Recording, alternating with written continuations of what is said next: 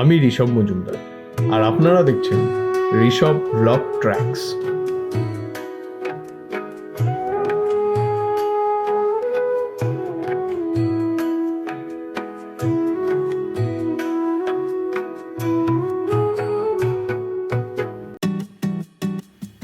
নমস্কার।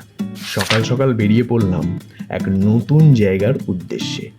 এই জায়গাটা কলকাতার সকলেই চেনেন এবং জানেন, এবং কলকাতার বাইরেও অনেকেই আর কি জানে।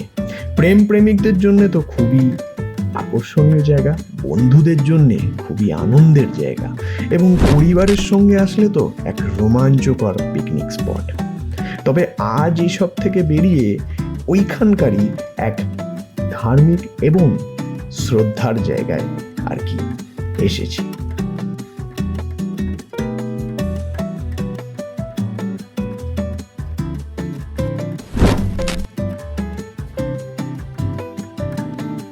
বলতে বলতেই মাঝে এক ভাইয়ের সঙ্গে দেখা হলো, যে কিনা আমার ভিউজের জন্যে একটু আপনাদেরকে এন্টারটেন করলো।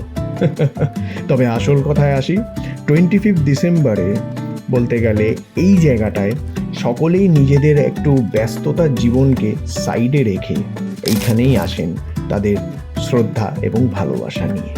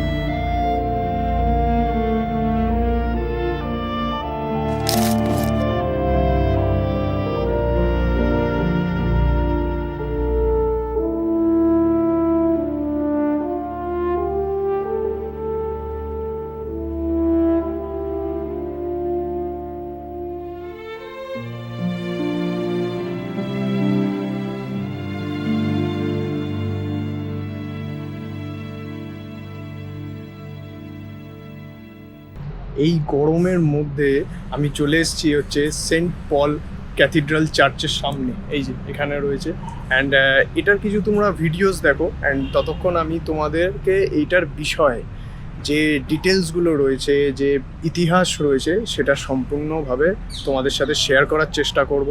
অ্যান্ড হ্যাঁ, যদি কিছু বাদ চলে যায় তাহলে অবশ্যইভাবে আমাকে কমেন্ট সেকশানে জানিও, তাহলে আমিও কিছুটা শিখতে পারবো। তো চলো। সেন্ট পলস ক্যাথিড্রাল চার্চ একটি ফেমাস চার্চ। এটা এশিয়ার প্রথম অ্যাংলিকান ক্যাথিড্রাল। চার্চটা বানানো শুরু হয় 1839-এ আর কমপ্লিট হয় 1847-এ ব্রিটিশ টাইমে, যখন কলকাতা ব্রিটিশ ইন্ডিয়ার ক্যাপিটাল ছিল। চার্চটা ইন্দো গথিক স্টাইলে ডিজাইন করা, মানে Gothic architecture plus Indian touch. ডিজাইনটা ইন্সপায়ার্ড বাই ইংল্যান্ডের নরউইচ ক্যাথিড্রাল থেকে। নামটা রাখা হয় সেন্ট পল দি অ্যাপোস্টেল এর নামে। 1897 আর 1934-এর আর্থকুয়েকে চার্চটা খুব বাজেভাবে নষ্ট হয়ে যায়, পরে আবার রিপেয়ার করা হয়। আজও এটা কলকাতা ডিওসিয়াসের মেইন চার্চ, আর একটা শান্ত সুন্দর হেরিটেজ প্লেস। এখনো সেন্ট পল ক্যাথিড্রাল কলকাতার এক পপুলার টুরিস্ট স্পট আর প্লেয়ার প্লেস। ইতিহাস ও সৌন্দর্য দুটোই একসাথে এখানেই পাবে।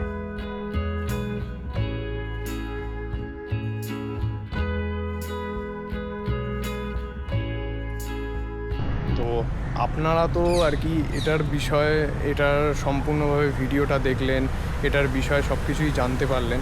তো একটাই জিনিস যে আমি ভেতরটা দেখাতে পারিনি, তার কারণ হচ্ছে যে ভেতরে ক্যামেরা নট অ্যালাউড। আর আমিও মনে করি যে কোনো মানে এরকম ধার্মিক জায়গায় গেলে, কোনো চার্চ বলো বা মন্দির বলো, যেখানেই যাও না কেন, সেখানে গেলে আর কি ভেতরটা মানে আর কি নিজে থেকে গিয়ে অনুভব করাটাই বেটার। তো সেটা আমি সম্পূর্ণভাবে আপনাদের ওপর ছেড়ে দেবো, যে আপনারা এখানে আসুন, এসে সেটাকে নিজের চোখে আর কি উপভোগ করুন, এক্সপিরিয়েন্স করুন যে কতটা সুন্দর জায়গাটা আর কি। অ্যান্ড এই অবধি রাখলাম ভিডিওটা, মানে কিভাবে আর কি আসবে সবাই সেইটার বিষয়ে একটু বলি। এখন খুবই সুবিধা হয়ে গেছে, মেট্রো ধরে ডাইরেক্ট স্প্ল্যানেডে চলে আসা যায়, স্প্ল্যানেড থেকে ময়দানে চলে আসা যায়। অ্যান্ড ময়দানে তো ওই 5 মিনিটের হাঁটা পথ। আর এইখানে এখন আপাতত যেটা দেখলাম যে এন্ট্রি ফিজ হচ্ছে আপনার 10 টাকা করে নিচ্ছে সবার ক্ষেত্রেই, কিন্তু 25 ডিসেম্বর কি 24 ডিসেম্বর থেকে শুরু হয়, কিংবা 26 ডিসেম্বর অবধি থাকে এরম সামথিং। কিন্তু 25 ডিসেম্বর মেনলি, যখন আর কি এই জিনিসটা, এই এন্ট্রিটা এরা ফ্রি করে দেয়, যাতে সবাই আর কি এন্ট্রি নিতে পারে, এখানে আসতে পারে, ঢুকে এই জায়গাটা আর কি উপভোগ করতে পারে।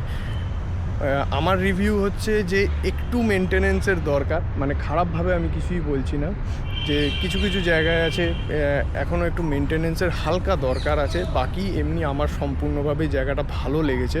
অ্যান্ড তোমাদের কেমন লাগলো অবশ্যইভাবে কমেন্টে জানিও। এই ভিডিওটা যদি তোমাদের ভালো লেগে থাকে তাহলে অবশ্যইভাবে লাইক করে দিও, অ্যান্ড কমেন্ট করো যে এই ভিডিওর কোন পার্টটা এক্স্যাক্ট তোমাদের ভালো লেগেছে, তাহলে আমিও একটু বুঝতে পারবো। এবং এটাও জানিও যে কোন কোন পার্টগুলো আর একটু বেটার করলে বেটার হয়, তো সেইভাবে আমিও চেষ্টা করব। হ্যাঁ, আমি একটু নতুন আছি আপনাদের কাছে, তাই একটু সাপোর্ট করো, একটু সাহায্য করো সাবস্ক্রাইব করে।